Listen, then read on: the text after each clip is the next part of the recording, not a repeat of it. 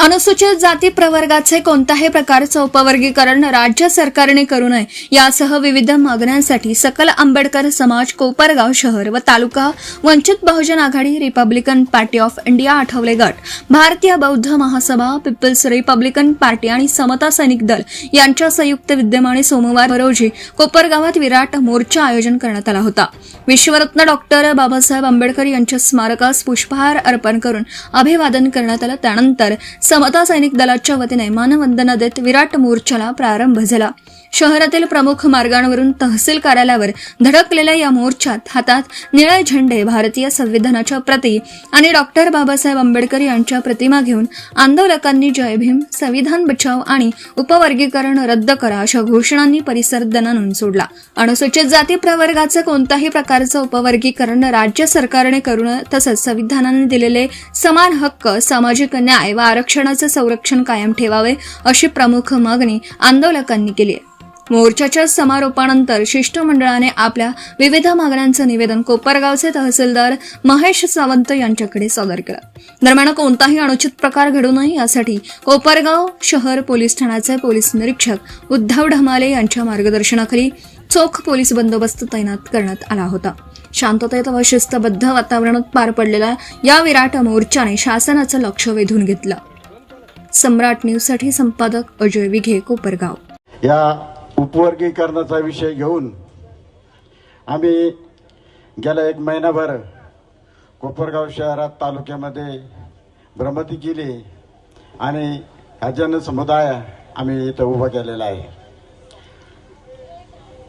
या उपवर्गीकरणाच्या जागृतीचं काम करण्यासाठी ह्या कामाकरता कोणीतरी पुढे येण्याची गरज होती आणि म्हणून माझे सकल आंबेडकरी समाजाचे जेवढे माझे सदस्य आहे मी यांचे शतशः आभार मानतो। कारण स्वतः वेळ देऊन गाड्या पैसा खर्च करून आम्ही प्रत्येक गावामध्ये प्रत्येक खेड्यामध्ये समजून सांगितलं, जागृती केली। आमच्याबरोबर भारतीय बौद्ध महासभा असेल, सकल आंबेडकरी समाजाचे असतील, समता सैनिक दल असेल, वंचित बहुजन आघाडी असेल, या सर्वांचे आमचे दीपक भाऊ काय म्हणत असतात, दांडा कोणताही असू द्या पण झेंडा निळा पाहिजे। दांडा कोणताही असू द्या पण झेंडा निळा पाहिजे। आता दांडा कसाही असेल असं चालणार नाही। झेंडा निळा जरी असला चालला भडकत, पण दांडा मजबूत पाहिजे। भविष्यात आपल्या हातातला दांडा मजबूत ठेवावा लागणार ही काळाची गरज आहे। कारण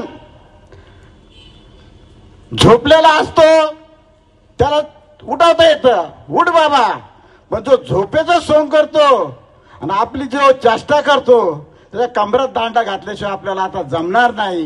याच्याकरता उपवर्गीकरणाचा विषय घेऊन माझ्या सहकार्याने आम्ही तुमच्या समोर आलेलो आहे।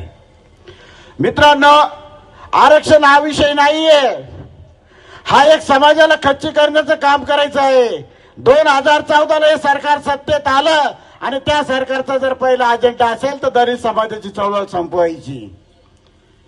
गावखेड्यामध्ये दलित समाजाचा माणूस ताटमानेने जगला नाही पाहिजे, हा त्यांचा पहिला अजेंडा आहे।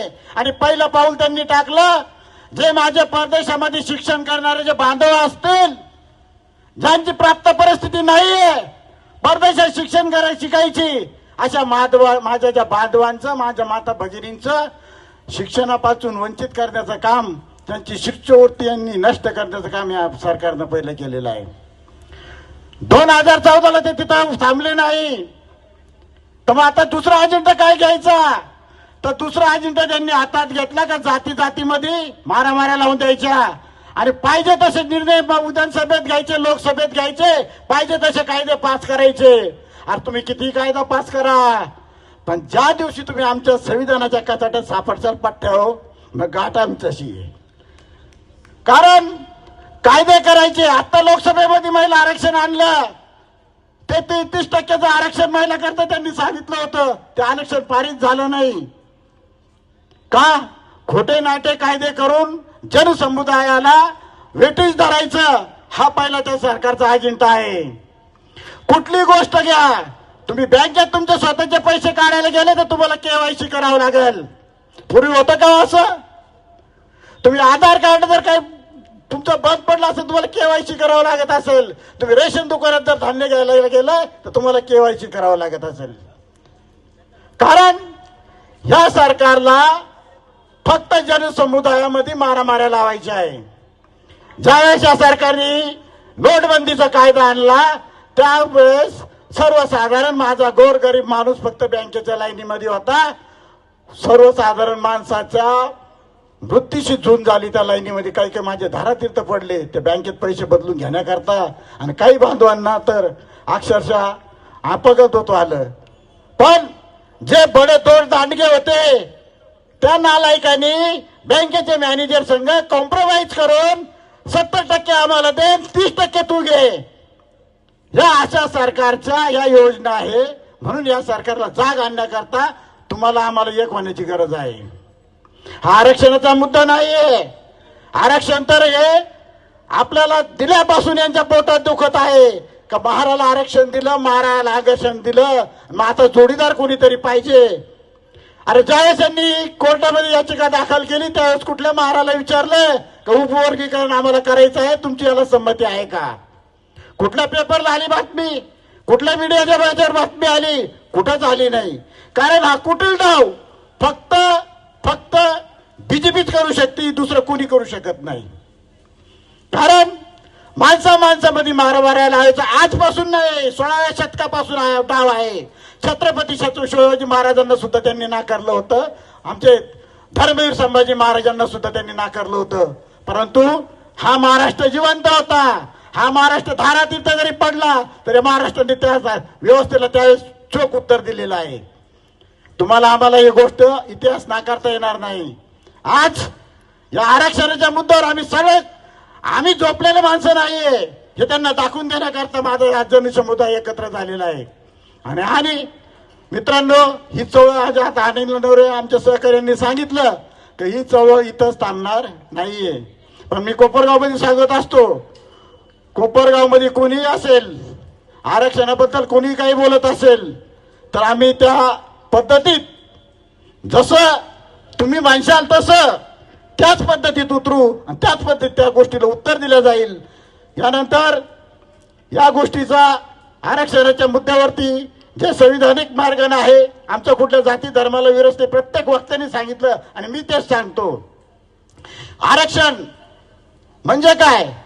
अरे ज्या टायमाला बाबासाहेब आंबेडकरांनी एकसंघ या 59 जातीला आरक्षण दिलं त्या टायमाला बाबासाहेबांची दूरदृष्टी होती की हा माझा गावखेड्यातला माणूस, गावगाड्याच्या बाहेर राहणारा माणूस हा एकसंघ झाला पाहिजे.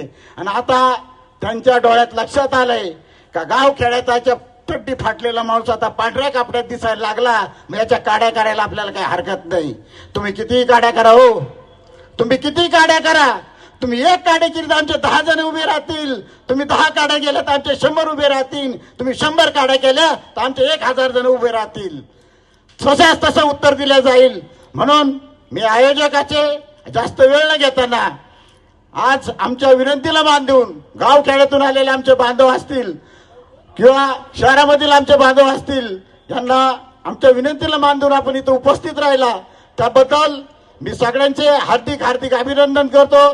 त्याबद्दल आणि माझे चळवळकार बांधव असतील, आमचे बुरुड बांधव असतील, आमच्या विनंतीला मान देऊन त्यांनी जाहीर पाठिंबा दिला त्याबद्दलही मी त्यांचे आभार व्यक्त करतो. जय भीम, जय भारत. या ठिकाणी हा मोर्चा कशा करता आहे उपवर्गीकरण, परंतु आपल्या बापाच्या बापाने आणि जे विरोध करतात त्यांच्या बापाच्या बापाने जी घटना लिहिली 2 वर्ष 11 महिने 17 दिवस, त्याला आपण भारताचं संविधान म्हणतो. ते संविधान म्हणजे भारताचा ग्रंथ आहे. त्या ग्रंथामध्ये उपवर्गीकरण हा त्याच्यामध्ये लिहिलेलंच नाही बाबासाहेबांनी. मग हे आलं कुठून? जर या शासनाला उपवर्गीकरण करायचं होतं तर या महाराष्ट्रामध्ये महार, मांग, चंभार, भिवळी, कोळी, तेली, माळी, साळी सर्व ओबीसी मागासवर्गीय यांचं जनगणना यांनी कधी केली हे शासनाने आम्हाला आधी सांगावं. या राज्यामध्ये मागासवर्गीयांची, अल्पसंख्याकांची जनगणना झालेली नाही. सर्वात प्रथम जर जनगणना झाली असेल तर त्यांनी आम्हाला त्याचं उत्तर द्यावा. मग कुठून आलंय उपकरण, कशासाठी आहे हे फक्त याच्यासाठी आहे की या महाराष्ट्रामधले सर्व मागासवर्गीय, ओबीसी, मराठा याच्यामध्ये दंगली घडल्या पाहिजेत. कशामुळं? फक्त आरक्षण. म्हणजे महाराच्या, मागाच्या, मराठा, भिलाच्या, कोळ्याच्या, मराठ्याच्या, माळ्याच्या याच्यामध्ये आरक्षण दंगली घडल्या पाहिजेत. दंगली घडून परत हे शासन काय म्हणणार आहे का तुमच्यात एकी नाही. बाबांनो, तुमच्यात एकी नाही म्हणून आम्ही हे आरक्षण सर्वांचं कॅन्सल करतो. मग काय आपल्याला अन्य भावाला सांगायचं? ही अक्कल त्यांना पाहिजे. जर हे आरक्षण कॅन्सल झालं तर नंतर ते काय म्हणतील? बाबासाहेबांची घटना, हे संविधान आपल्याला बदलावं लागणार आहे. अरे तुझ्यात जे होते दुसऱ्यात शून्य आहे, शून्यात शून्यमुळे विहिरीचे शून्य आहे. हे घटनेच्या शिल्पकारा, तुझ्यामुळे हा भारत देश महान आहे. राहून या कोपरगाव तालुक्याला दाखवून दिलं का इथला समाज हा एकत्रच आहेत. आणि मला आता पाऊस आल्याबद्दल काही जास्त बोलता येणार नाही, पण एकच सांगतो की आपल्या काही कार्यकर्त्यांनी सांगितलं की सुप्रीम कोर्टाने निर्णय दिला का आपल्याला आरक्षण उपयोग करताना निर्णय घ्यायचा म्हणून. आणि या समितीने अहवाल दिला, त्या समितीने अहवाल दिला. कोणतीही भाडगाव समिती तयार झाली नाही आतापर्यंत बाबासाहेबांच्या पुढे जायची. दुसरी महत्वाची गोष्ट, एक विचार करा, या ठिकाणी बौद्ध महासभेचे लोक असतील, वंचितचे लोक असतील, सर्व पक्ष लोक आहेत आपले, परंतु सुप्रीम कोर्टामध्ये कोण गेलं हा आपला दुश्मन आहे. काही संबंध नव्हता सुप्रीम कोर्टामध्ये जायचा कोणाचाच. आपल्या सगळ्या व्यवस्थित 59 जातीचं सुरळीत चालले असताना सुप्रीम कोर्टामध्ये जायचा कोणाचा अधिकार नव्हता. परंतु इथल्या संघाच्या लोकांना, इथल्या भाजपच्या लोकांना, इथल्या महारांची प्रगती बिलकुल देखत नाही पहिल्यापासून. कारण त्यांना माहिती आहे का या देशामध्ये आम्ही किती प्रयत्न केले, महाराष्ट्रामध्ये किती सत्ता भोगल्या, परंतु आम्ही मांगाला जय श्रीराम म्हणलो, आम्ही तंबाखूला जय श्रीराम म्हणलो, पण महाराला काय जरी केलं तर ते जय श्रीराम म्हणू शकत नाहीत. आणि हा लढा खरा आपला आहे. आणि आपण तिथे आपण बाबासाहेबांची आवडत आहे. आपल्याला गावातून बहिष्कृत केलं तर चालन, आपल्या मानेवर तलवार ठेवली तर चालन, आम्ही प्रेमाचा रामराम घालू, पण आम्ही द्वेषाचा जय श्रीराम कधीच म्हणू शकत नाही. आणि ज्या आमच्या मित्रांनी सांगितलं का तुम्ही बीजेपी सोबत आहे, आडू साहेब तुमची युती आहे, अहो साहेब, ज्या टायमाला तो वाईट नराधम अमित शहा केंद्रामध्ये बाबासाहेबांच्या विरुद्ध बरगळा होता, त्या टायमाला श्रीरामपूरमध्ये 10,000 लोकांचा मोर्चा आम्ही काढला होता आरपीआयने. ही आमची ताकद आहे बाबासाहेबांची. ती युती गेली खड्ड्यात. समाज म्हणजे समाज, आम्हाला काय घेणं आहे आमच्या युतीचं? समाज पहिला आमच्यासाठी, बाबासाहेब आपला बाप आहे. आणि म्हणून तुमच्या मनापासून तुम्हाला क्रांतिकारी जय भीम. एकत्र राहा. किती कोणी आपल्यामध्ये फूट पाडण्याचा प्रयत्न केला तरी चालेल, परंतु आपली बेकी तोडायचं नाही अजिबात. आपले काही चर्मकार बांधव सहभागी झालेत, बुरुड बांधव सहभागी झालेत, पण मित्रांनो, भविष्यामध्ये आरक्षणाचा प्रश्न मिटला आणि आपलं उपवर्गीकरण म्हणजे हा काही झाला नाही त्यांच्याकडून सक्सेस, तरी आमच्या सोबत राहा. कारण राजकारणामध्ये तुम्ही आमच्या सोबत राहायला पाहिजे. आता काही आपल्या मित्रांनी सांगितलं की 80% मातंग समाज आपल्या सोबत आहेत. अरे दादांनो, मी आता बाबासाहेबांच्या पुतळ्याला हार घातला, अण्णाभाऊ साठे निमित्त जयंतीनिमित्त 2 बोर्डे पाहिले, कोपऱ्यात सुद्धा बाबासाहेब फुडकून लावलं नाही, कोपऱ्यात सुद्धा. म्हणजे तुम्ही विचार करा, ज्या मातंग समाजासाठी पिढ्यानपिढ्या हा महार समाज रस्त्यावर उतरतो, त्यांना कोणी हाणलं, त्यांच्या कोणी जमिनीचा विषय घेतला, त्यांच्या कुपणाचा विषय असन, त्यांच्या जाती दाखल्याचा विषय असन, फक्त महार समाजाने जाऊन तहसील केंद्रामधून काढून दिलेलं आहे. खरा इतिहास आहे. आणि आज मातंग बांधव या संघाच्या नादी लागून आपला दुश्मन मानतायत. कोणी म्हणतं महारांनी आमचं आरक्षण खाल्लं, महारांनी आमचं आरक्षण खाल्लं. अरे मागावून तुमच्याकडे होतं काय द्यायला आम्हाला? तुमच्याकडे होतं काय? अरे तुमचा आजचा जो मुख्य प्रवाह आहे तो बाबासाहेबांमुळे आहे.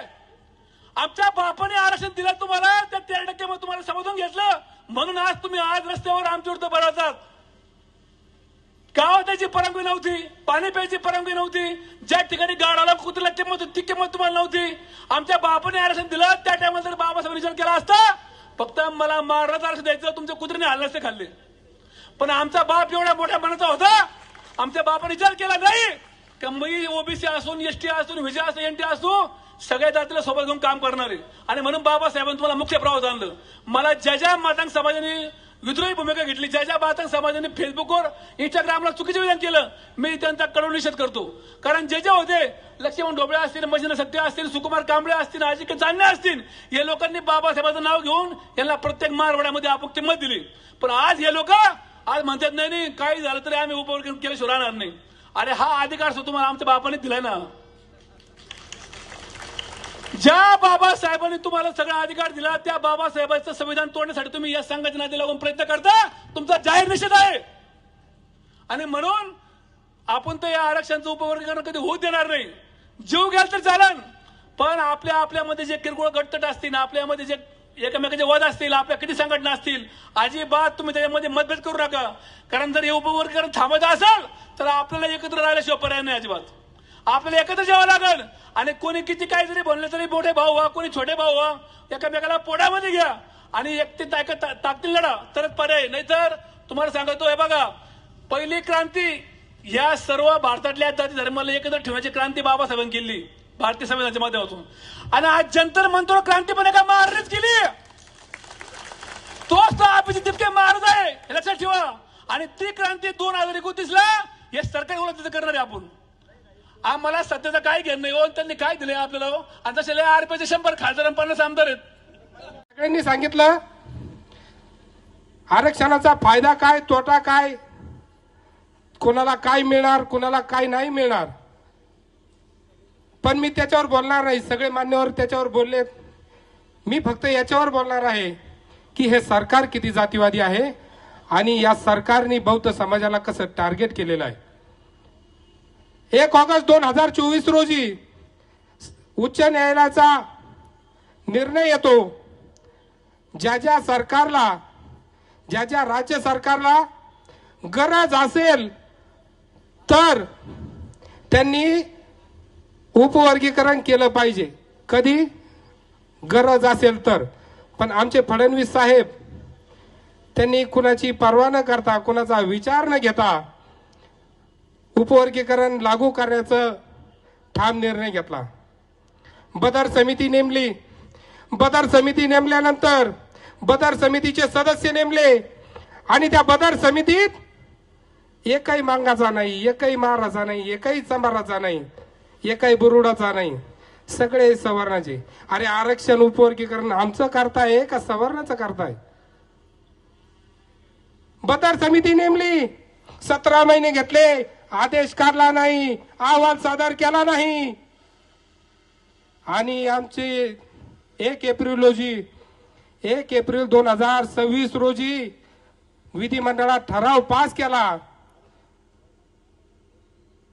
10 एप्रिलला अंमलबजावणी सुरू झाली. 15 एप्रिल पर्यंत मुदतवाढ केली आणि जेव्हा हरकती घेतल्या, आक्षेप घेतला, तेव्हा 30 एप्रिल पर्यंत मुदत दिली. खरं सांगा भावानो, 14 एप्रिल 1 एप्रिल ते 30 एप्रिल आपला बौद्ध समाज कशामध्ये गुंतलेला असतो?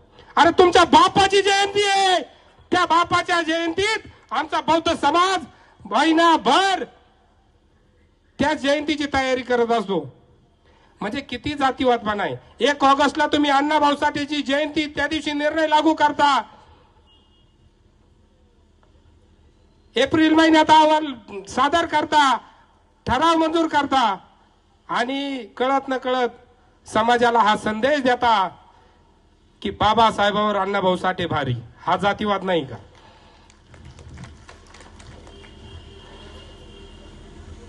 गेल्या 15-20 दिवसापासून आम्ही पायाला भिंगरी लावून पडतोय. आमचे सर्व आयोजक प्रकाशजी आप्पा दुशिंग, दीपक मामा गायकवाड, सगळे सहकारी, सर्व पक्षाचे नेते. मी विनंती करतो की मला 2 मिनिटं जास्त द्यावा. लय पळालो. घ्या 2 मिनिटं फक्त 2 मिनिटं. हो. त्यानंतर बदर समिती नेमली, अहवाल सुरू झाले आणि आता SIR ची चौकशी, नोंदणी सुरू आहे. SIR ची नोंदणी सुरू झाली. प्रत्येकाच्या घरोघरी कर्मचारी येत आहे, नोंदणी करून घेता का नाही साहेब? मग ह्या बदर समितीनं आमचं उपवर्गीकरण करताना आमच्या दारात आलं पाहिजे का नाही? अरे तुम्ही आमच्या दारात या, आम्हाला विचारा आम्हाला काय पाहिजे. अरे आम्हाला उपवर्गीकरण पाहिजे नाही पाहिजे. तुम्ही चंबाराच्या दारात जा, तुम्ही बुरुडाच्या दारात जा, तुम्ही महाराच्या दारात जा, तुम्ही मांगाच्या दारात जा. तुम्ही आमचा विचार तर घ्या. आरक्षण आमचं आहे, आमच्या बापांनी दिलंय, डॉक्टर बाबासाहेब आंबेडकरांनी. त्याचे तुकडे करण्याचा अधिकार तुम्हाला कोणाला नाही. हो जो आरक्षण उपवर्गीकरणाचा घाट घातलाय, त्या आरक्षण उपवर्गीकरणाच्या घाटामध्ये आता कोणी कुणावरही काही बोलायला लागलंय. एक जण म्हणला महाराणी आरक्षणावर दरोडा टाकला. एक जण म्हणला महाराणी आरक्षण खाल्लं. अरे बाबा, आरक्षण खायचं नसतं, आरक्षण मिळवायचं असतं. त्याच्यासाठी स्पर्धा करायची असती, त्याच्यासाठी शिक्षण घ्यायचं असतं, 18 तास अभ्यास करायचा असतो, हाडाचं पीठ करायचं असतं, रक्ताचं पाणी करायचं असतं. आणि ते जाणं फक्त महाराष्ट्राच्या पोरामध्ये, आयऱ्या गायऱ्याचं काम नाही. म्हणून आमचा विरोध मातंग समाजाला नाहीये. आमचा विरोध मुळात मातंग समाजाला नाही. मातंग समाज कालही आमचा लहान भाऊ होता, आजही आहे आणि उद्या राहील. पण या RSSच्या दलालांना, या पाकिट मारांना जे बेछूट बोलायचं सूट दिलेली आहे, त्या दलालांना माझं एक सांगणं आहे.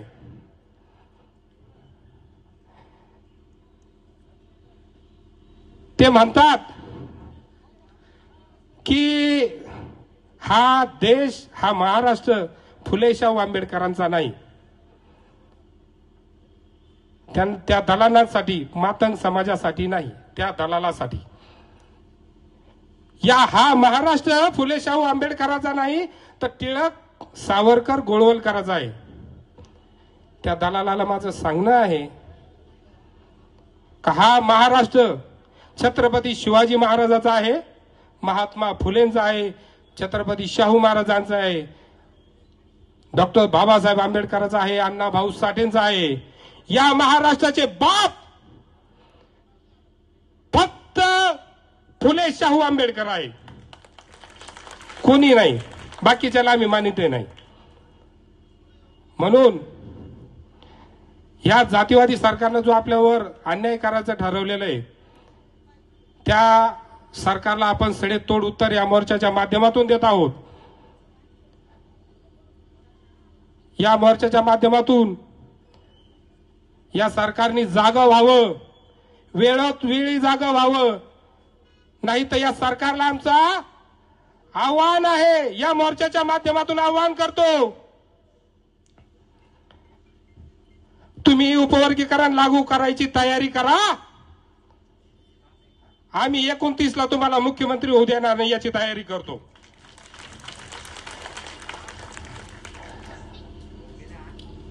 या सरकारचे डाव ओळखा. मातंग समाजाला कळकळीची विनंती आहे, या दलालांचे डाव ओळखा. अरे या सरकारने कधीच कोणाचं भलं पाहिलं नाही. यांनी मराठा ओबीसी लावून दिली, यांनी हिंदू मुस्लिम लावून दिली, आता बौद्ध मातंग लावून दिलंय. 2 वर्षात 3000 शाळा बंद केल्या यांनी सरकारी. त्या सरकारी शाळात कोण आहे हो? तुमच्या आमच्या गोरगरिबाचे, शेतकऱ्याचे, मजुराचे पोर आहे.